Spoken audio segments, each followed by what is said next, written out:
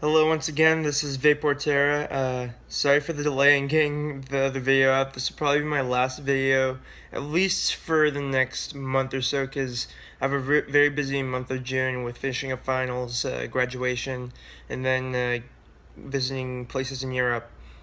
I'll be mainly in France, Spain, and England, around like the capital and other major cities, but mainly those cities.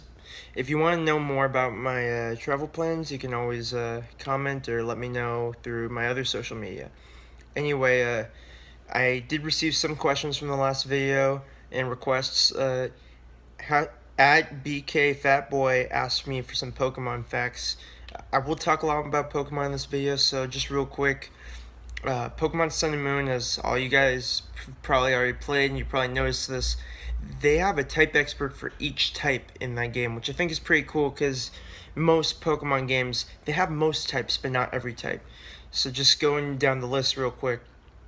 Guzma is the bug specialist, Nanu is dark, Ryuki dragon, Sophocles electric, Mina fairy, Hala fighting, Kiave fire, Kahili flying, Acerola ghost, Mallow grass, Hapu ground, Sina ice, Ilima normal, Plumeria poison. We have Dexio and Faba for psychic. I'm not sure who the main one would be, but yeah. Olivia for rock, Mullane for steel, and Lana for water.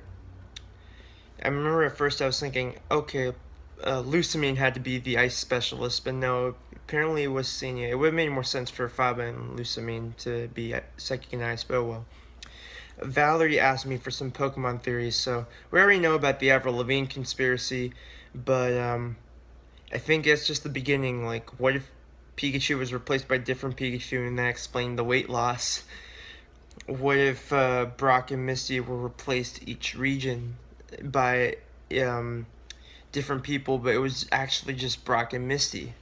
But anyway, the classic Pokemon theories. We know Caterpie and Venonat, the theory that they should have been switched. Clefable and Gengar, how they appear to be opposites of each other. How Voltorb is a haunted not Gengar Haunter. But one new theory, I want to know why Porygon is so valuable. And we know that when you add the upgrade and you add the dubious discs, Porygon evolves and becomes even more powerful, but a bit stranger. So there might be some more secrets to that Pokemon. For Survivor, real quick, shout out to Jimmy and Billy, the runners-up of my All-Star season I did a few years ago. Well, and Soul Survivor, of course. Both of you are still good friends to me, and thank you for supporting my videos. I'm just going to briefly wrap up Game Changers. I mean, I think it's fair to say that the season was pretty disappointing, but more than anything, it was just confusing to follow around. I think it would have been a good season had it been edited properly, but ultimately, it was nice not having, a straightforward winners at least for me, because, like, Sarah, she got a lot of heat for a winner's edit, I think, especially at Final Tribal Council. But then again, we saw similar things with like Tony, and even back to Survivor Thailand, Brian got a lot of heat as well, and he still won. But to be fair, he was up against Clay, who, even though he made a close vote, Brian was always going to win. I'm glad we actually had a relatively close vote. I mean, 7-3. I mean, it could have been closer. It could have been a tie vote that Jeff Probst definitely wanted, but it was nice to not see a 10-0 blowout again. I feel a little bad for Troyzan. He was under-edited all season. He didn't get his just dues. I'm not saying Troyzan deserved anything more than third place, but I do think he's more than just a zero-vote jury and zero-vote finalist. And Manchester United's Europa League triumph was really cool.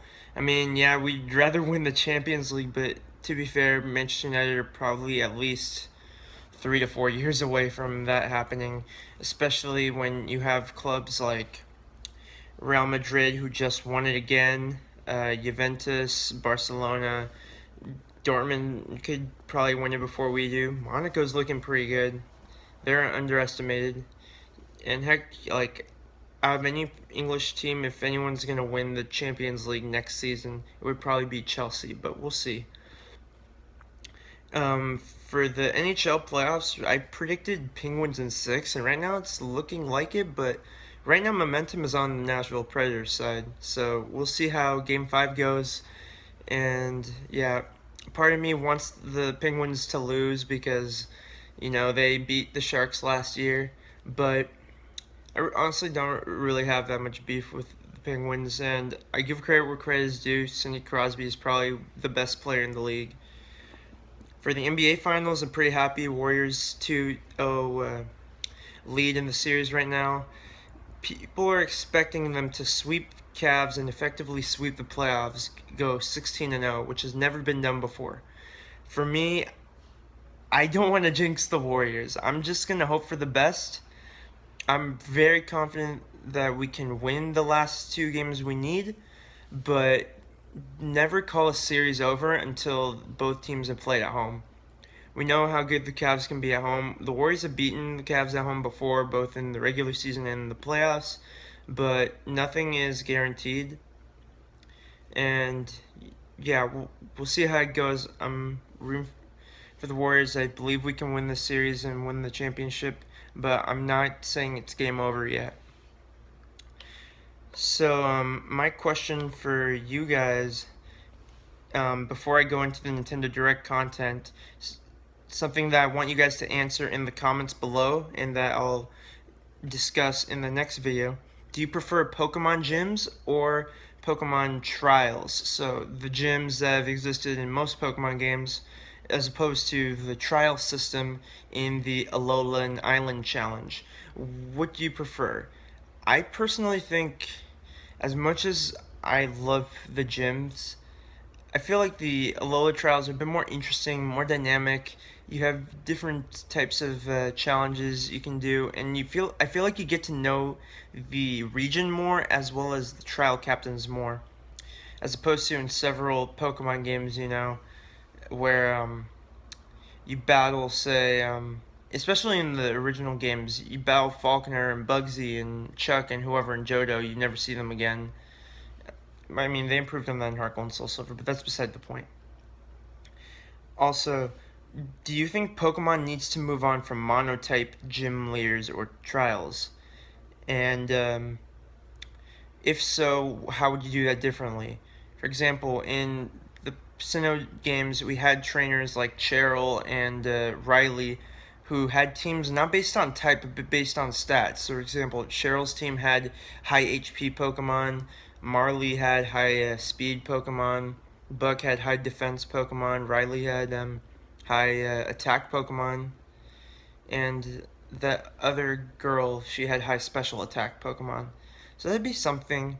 And yeah, there's definitely different ways to go about it, but I feel like one of the common complaints about Pokemon games is because almost every major trainer at least, is monotype, that it can be pretty easy to one-shot the team with just one Pokemon and go through the gym in one attack. For example, even in Fire Red and Leaf Green, you slap on Dig on Sandshrew or something, and you take out Lieutenant Surge, no problems asked. You spam Ember, or even if you raise it up a little higher, Flamethrower on Charmeleon, you're done with Erica. You keep using Psychic on Kadabra, with Kadabra on Koga, that's it, no problem. So, they have diversified the move pools a little bit since then, but even then, you could probably go through, the newer gym leaders pretty easy if you have the right Pokemon. There's a number that are challenging, even if you have a type advantage, but for the most part, that's the major complaint I get. And lastly, I'm going to briefly talk about the Nintendo Direct, which just happened a few hours ago. So, what we didn't get was, we didn't get Stars, shock. We didn't get a main series Pokemon game for the Switch, which people were disappointed in, but ultimately Nintendo Switch, even though it is portable as well as home console, it's mainly home console. And we didn't get Diamond and Pearl remakes. So there's several reasons why, based on previous patterns. We've only had one remake for each console. So Fire Red and Leaf Green were on the Game Boy Advance, Heart Gold and Soul Silver were on the Nintendo DS, we got Omega Ruby and Alpha Sapphire for the Nintendo 3DS. So whatever comes after Nintendo 3DS, which probably isn't the Switch, but some newer console, that could be where the Sinnoh remakes are. We could be wrong because, precedents have changed. Like, we've had 2 generations on the DS, we have 2 generations on the 3DS. Anything is possible. But that's probably why. And also, like Omega Ruby and Alpha Sapphire was delayed for 1 generation as opposed to being in Gen 5, I think that it might be for the best that Diamond Pearl remakes get delayed for Gen 8. I mean, it worked out pretty well, Omega Ruby and Alpha Sapphire tying together with X and Y, so I'm hoping for that as well. What we did get, we got Ultra Sun and Ultra Moon versions, so the immediately reaction in the chat, internet, whatever. Sorry, I can't words today. But anyway, the comparisons are with Black 2 and White 2. I feel like Black 2 and White 2 definitely expanded and improved on Black and White. They had probably the deepest storyline of any main series Pokemon game, even more so than Omega Ruby and Alpha Sapphire, probably even more so than Sun and Moon, which had a pretty decent storyline and good character development, I felt. But, yeah, I think people were more disappointed in Diamond and Pearl remakes not being announced, that they're kind of looking down on Ultra Sun and Ultra Moon right now, but I'm hoping for the best. It looks like Necrozma is going to have a higher role in this game, probably fusing with Lunala and Solgaleo. We'll see how that goes. Probably the best part was Gold and Silver being on Virtual Console. I mean, that's just my personal opinion because that was the one thing I asked for that we got. But yeah, I have Silver on my Game Boy. I mean, I use a Game Boy Advance, but I have the original cartridge for Silver, which is great. But I only plan on using it to raise a few Pokemon so I can battle on Pokemon Stadium 2 more effectively than the rental Pokemon. I would much rather prefer to get it on the Virtual Console because of the whole issue with the internal battery with the Game Boy cartridges. And lastly, we get Pokémon Deluxe. So I think people were most disappointed in Pokémon Deluxe because Pokémon kind of flopped. There's still a good community. People still do like small tournaments here and there, and there's a lot of fans who enjoy Pokémon. And I feel like it's a pretty interesting fighting game. I've only played it a few times, but I enjoyed it each time I played it. I'm not gonna be like competitive in Pokémon. Like, I'm barely competitive in Pokemon and Smash Bros. As it is, so I don't want to spread myself even more thin. But when it comes to Pokemon, it's just overshadowed by so many fighting games. It's really hard to break into that genre right now with so many competing factors.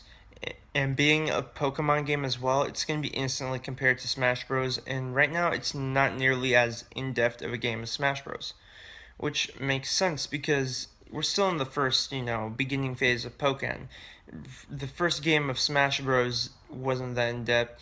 Melee added a lot more things, but that still only had 26 characters if you include Sheik as a separate character.